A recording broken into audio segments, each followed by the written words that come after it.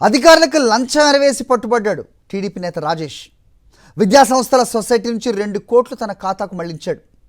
TDP నేత రాజేష్ స్కామ్ను గుర్తించారు income tax అధికారులు.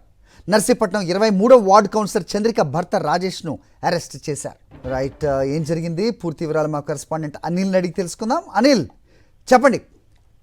సో ఐటీ అధికారులకే లంచం ఎరవేసి పట్టుబడేట్టుగా చూస్తున్నాం రాజేష్. మొత్తానికి విద్యాసంస్థల సొసైటీ నుంచి 2 కోట్లు కాజేసినట్టుగా వార్తలు వస్తున్నాయి. ఏంటి మీద ఇన్పుట్స్?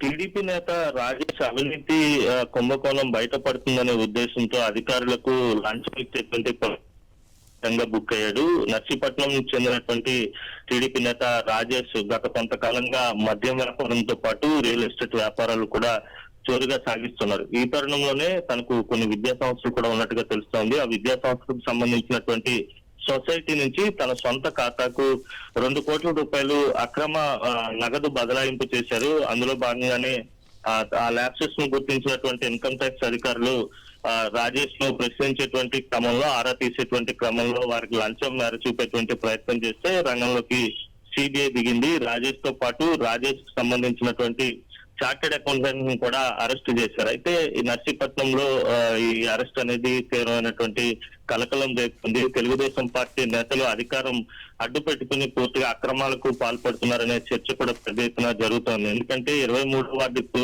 చెందినటువంటి కౌన్సిలర్ చంద్రిక ఎవరైతే ఉన్నారో ఆమె భర్తే రాజేష్ కావడంతో తెలుగుదేశం వర్గాల్లో కూడా చర్చకు దారితీసినటువంటి పరిస్థితి కనిపిస్తుంది. మొత్తంగా చూస్తే రాజేష్ కేవలం ఇక్కడ జరిగినటువంటి విద్యా సంస్థల సొసైటీ నుంచి 2 కోట్ల రూపాయలు అక్రమంగా బదలాయించడం మాత్రమే చేశారా, లేకపోతే గతంలో ఏమైనా పొరపాట్లకు అలాగే అక్రమ బదలాయింపులకు కావచ్చు, లేదంటే అక్రమాలకు కావచ్చు పాల్పడ్డారనే కోణంలో తో పాటు ఇన్కమ్ ట్యాక్స్ కూడా దర్యాప్తు ముమ్మరంగా కొనసాగిస్తుంది. Hari, right, thanks for the inputs Anil.